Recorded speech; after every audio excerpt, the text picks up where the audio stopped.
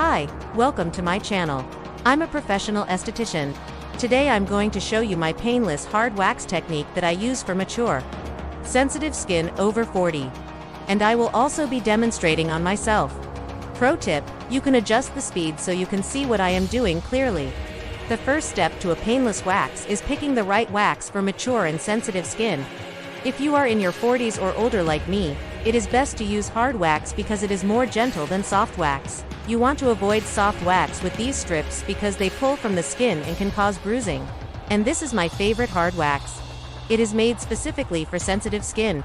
The reason why I love this wax is because it is formulated with soothing aloe vera, which is great for sensitive skin. It cools down quickly, which means it minimizes the pain and discomfort during and after the wax. Also, this brand offers pre- and post-wax products to minimize redness and irritation. This brand is paraben-free, cruelty-free, and they do not use any cheap fillers like tallow. It is a very high-quality wax. Now let's prep the skin. Prepping the skin is extremely important if you have sensitive skin. This helps minimize irritation and redness. For the bikini area, I recommend that you wash your hair-free area one day before waxing, so that the skin is clean and free of any oils. The next morning, take a shower with lukewarm water. Hot water can dry out the skin, so make sure that you don't take a hot shower. Use a gentle cleanser like baby shampoo. Avoid using any soap. Gently pat dry your skin and apply a soothing lotion or oil. It doesn't really matter what you use as long as it is oil-free. Do this one day before your wax and then again 30 minutes prior to your wax. Another pro tip, never wax dry skin. Dry skin pulls and stretches easier, which means that it can cause more pain. So always make sure that your skin is hydrated.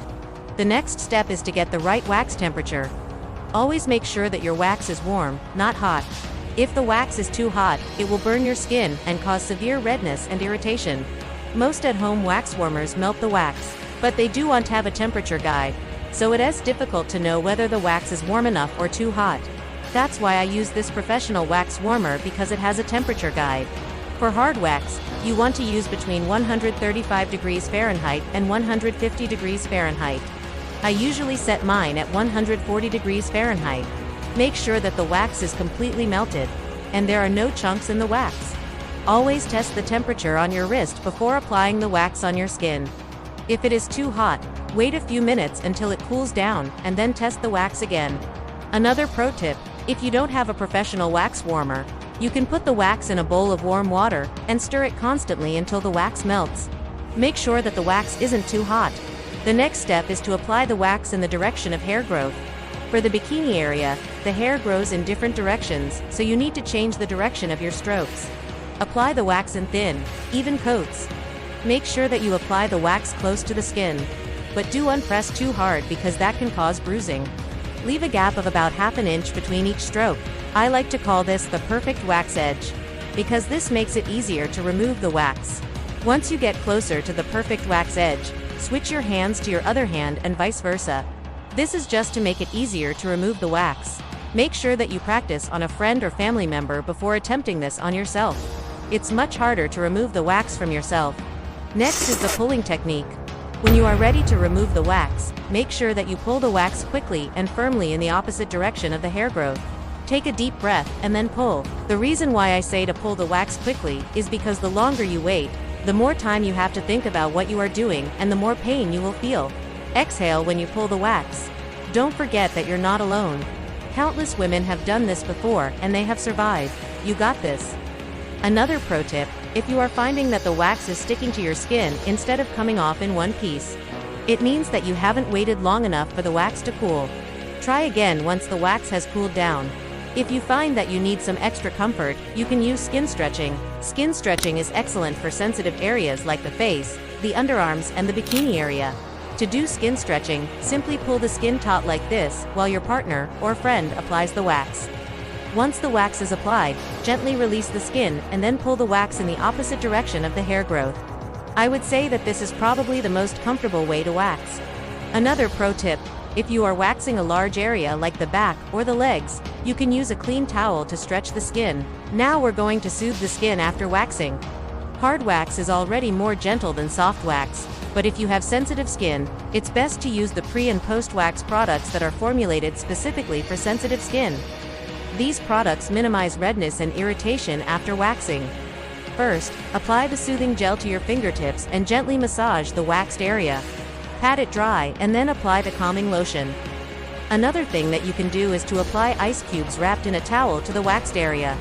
This helps reduce inflammation and get rid of any redness. Now let's talk about common mistakes that can cause bruising or burns. Never wax over sunburned skin.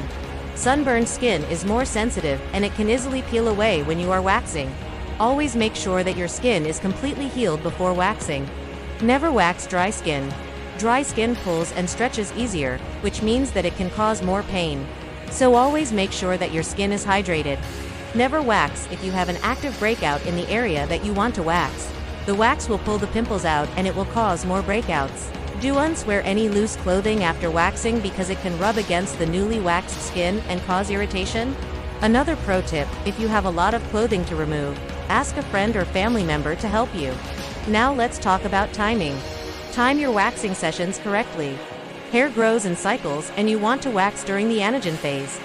During this phase, the hair is actively growing and it is attached to the follicle. This is the best time to wax because it will remove the hair close to the root, and it will give you longer lasting results. The ideal length of the hair should be about ½ inch to 1 inch. If the hair is too long, it can be difficult to remove all of the hair. Also, if the hair is too short, it won't give the wax enough grip to remove the hair from the root. Another pro tip, to know where you are in the hair growth cycle, look at your recently waxed area. If there are small light hairs growing in, it means that you are in the telogen phase. The hair is resting, so it's not the best time to wax. If there are lots of dark long hairs growing in, it means that you are in the exogen phase. The hair is falling out, so it's the best time to wax. Now let's talk about preventing ingrown hairs. If you have dark or coarse hair and you are prone to ingrown hairs, I recommend that you exfoliate the area that you are going to wax 24 hours before waxing. This will help remove the dead skin cells that could be trapping the hair underneath the skin. Another thing that you can do is to apply a hydroquinone cream after waxing.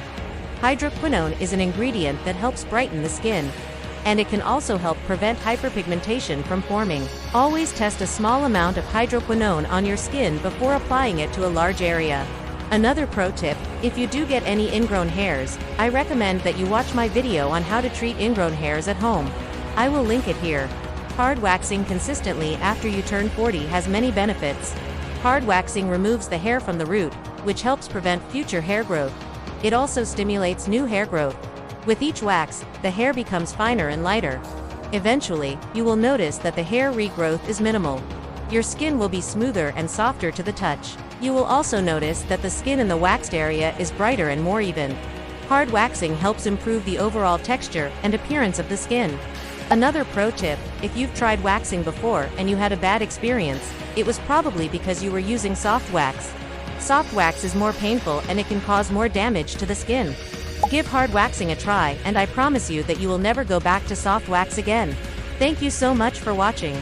If you found this video helpful, please give it a thumbs up. It really helps me out. Share this video with your friends. I hope that you enjoyed this painless hard wax technique for mature and sensitive skin. I will see you in my next video. Bye for now.